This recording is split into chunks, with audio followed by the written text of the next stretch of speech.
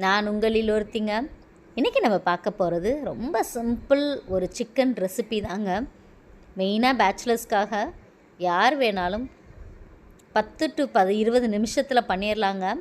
அந்த அளவுக்கு ஈஸியான ரெசிபி, டக்குன்னு பண்ணிடலாம். வாங்க எப்படி பண்ணலாங்கிறத பார்க்கலாம். கடாய் வச்சுக்கோங்க, எண்ணெய் ஊற்றிட்டு, நான் இன்றைக்கி நல்லெண்ணெய் தாங்க ஊற்றிருக்கேன். உங்களுக்கு சன்ஃப்ளவர் ஆயில் இருந்தால் கூட நீங்கள் ஊற்றிக்கலாம்.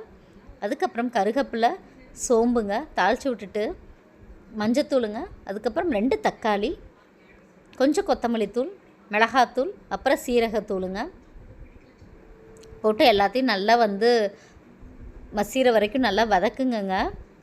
இப்போ நான் ஒரு 1.5 டீஸ்பூனுக்கு இஞ்சி பூண்டு பேஸ்ட் எடுத்திருக்கேங்க. நான் ஒரு இதில் இன்றைக்கி நான் 1/2 கிலோ சிக்கன் எடுத்திருக்கேன். அதுக்கான பொருள் தான் இதெல்லாம்.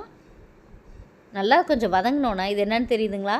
எப்படி தெரியுமான்னு கேட்குறீங்களா? கரெக்டு தாங்க. நான் அன்றைக்கி ஒரு 10 வெங்காயம், சின்ன வெங்காயம் எடுத்திருக்கேங்க. எடுத்துகிட்டு பேஸ்ட்டாக அரைச்சி அந்த பேஸ்ட்டையும் இதில் ஆட் பண்ணிக்கலாங்க.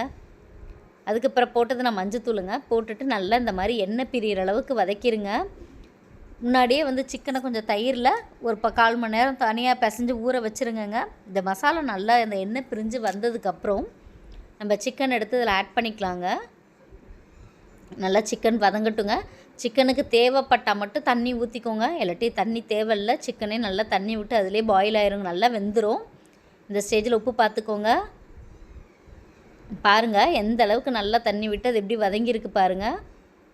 அதுக்கப்புறம் இப்போ கொஞ்சமாக மிளகுத்தூளுங்க, உங்களுக்கு காரத்துக்கு ஏற்ற மாதிரி போட்டுக்கோங்க. மிளகுத்தூள் எப்போதுமே மிளகுத்தூள் கடைசியாக போட்டிங்கன்னா தான் சூப்பராக இருக்கும். இப்போ ஒரு சின்ன டிப்ஸுங்க, சர்க்கரைங்க, சும்மா ஒரு 1/4 டீஸ்பூன் சர்க்கரை லைட்டாக மேலாப்பில் தூவி விடுங்கங்க.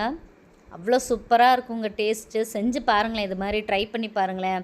நல்லா எண்ணெய் பிரிஞ்சு வந்தோன்னே கடைசியாக கொத்தமல்லி தழை இறக்கி சர்வ் பண்ணிங்கன்னா சூப்பரான சிக்கன் ரெடிங்க. வீடியோ பிடிச்சிருந்தா லைக் பண்ணுங்கள். பாய்.